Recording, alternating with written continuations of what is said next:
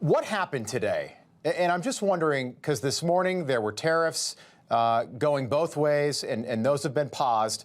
I'm wondering if someone who maybe outranks you, maybe the prime minister, did someone tell you to back off? What happened?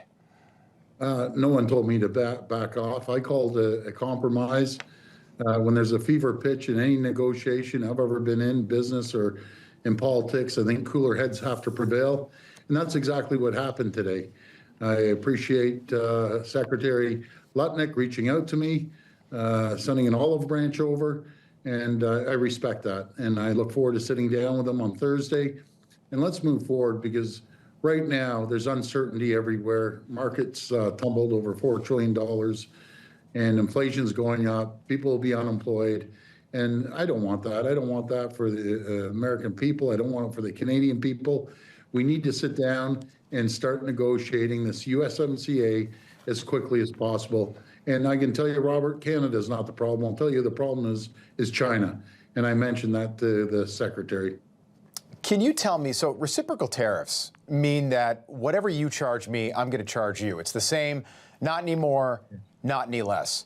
That hasn't been the case for a long time, though, when it comes to U.S. Canada trade. Is that somehow unfair now, that the U.S. wants to charge Canada exactly what Canada's been charging the U.S. for decades?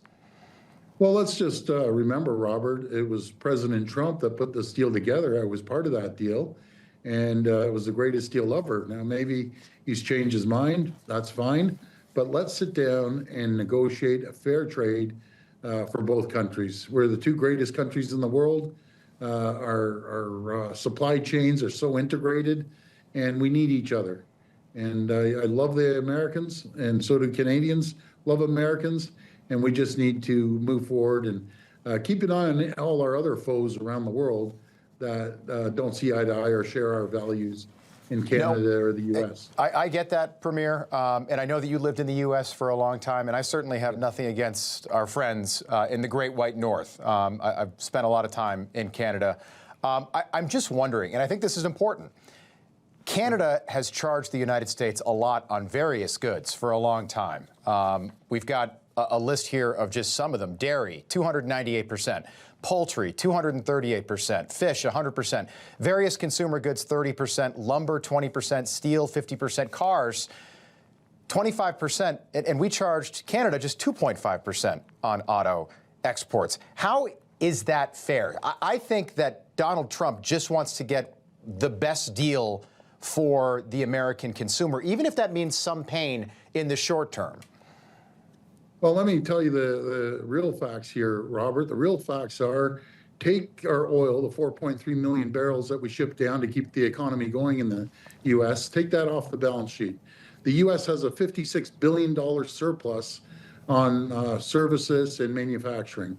And if they want to sit down and negotiate, by all means, let's sit down at the table. Let's move forward. Let's give the market certainty, and let's prosper together. That's what I believe in, building an AmCan fortress, an American-Canadian fortress, put a ring around that and protect us from China. Yeah, you said this was an unprovoked attack on Canada. Can you explain that? Well, when I say an unprovoked attack, I'd never think in a million years we'd be in this situation. And to be very frank, a lot of Republican elected officials down there, staunch supporters of President Trump, caught him off guard, to be very frank. And even up in Canada, the people that supported him were caught off guard on this. If we want to negotiate, let's sit down and negotiate. We're much stronger together than going at each other.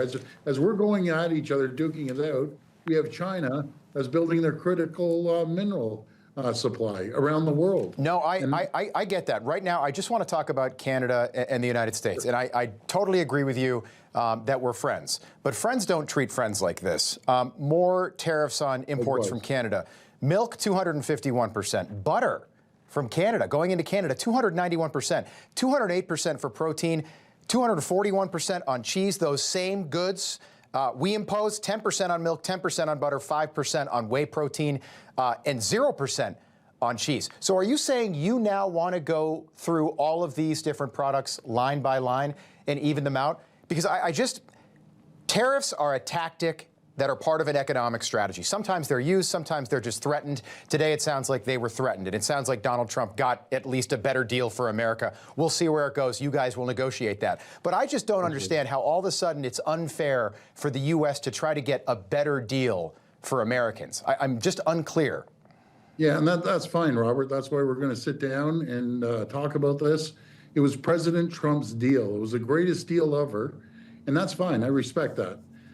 Now it's not the greatest deal. That's fine too. Let's sit down and negotiate. I know the facts. The facts are there's a $56 billion surplus when it comes to manufacturing and services. We're your #1 customer in the world. We should be working together, not fighting against each other. And again, as I say, the market and the supply chain is so integrated. You're showing cars right now. Let me tell you about the car story. We buy 400% more cars than Mexico, even though Mexico ships in 300% more, 200% more cars than anywhere in the world. And 50% of the cars that we ship down there, and it's equal, by the way, we produce as many as we buy, 50% of the parts are American. You can't unscramble an egg in the auto pack that's been around since 1960. You need to make the omelet larger. That's what I believe in. And we need to work together. Do you like Donald Trump? Yes, as a person, I respect him. Anyone that becomes president and has went through what he has gone through, absolutely. I have the utmost respect for him and Secretary Lutnick. You know, they're two very, very bright individuals, and they're two very tough negotiators. I respect someone that's a tough negotiator, and we'll sit down and have these negotiations. Okay, we look forward to that. Just a quick final question, and I'm just trying to game plan how this might play out. Would you agree that if I charge you $1, it's fair for you to charge me $1 for the exact same thing? Is that a fair assessment?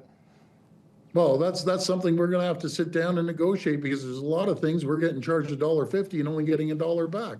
So it goes back and forth, Robert. Yeah. We need to sit down and negotiate it. If we have to go through line item by line item, so be it. Let's do it, as long as it's beneficial for both countries. Again, let's put together the MCAN Fortress. You need our aluminum. I'm sorry, Premier, could you tell me something that you're getting a bad deal on from the United States? Well, again, we'll sit down and negotiate. I don't have my list right in front of me. Just one thing. Yes. Just if you could be specific about one item, because I've got a list of 25 items right here that I could run through. Look at the auto sector, that 50% of all the cars that we're shipping down there, the parts, 50%, and we're shipping them down there, and we're buying more vehicles than Mexico. I don't think that's very fair trade. But either way, let's sit down and have a discussion. Yeah. That's the most important thing, Robert. Well, you're charging us 25% on cars. We're charging you 2.5% on cars. I don't know how that makes any sense. Yeah, I'm not too sure where you're getting the 25% from, but here nor there, we'll sit down and we'll negotiate a good deal. Yeah, these are all from a government website. Robert, you know something? You're a great spokesperson, and you're a proud American, and God bless you for doing that. All right. Premier Ford, thanks so much for your time tonight. We appreciate it. Thank you. Thank you so much, Robert. God bless America, and God bless Canada. Thank you. Thank you for saying that. Information. Truth is freedom. Is Newsmax. It's real news for real people.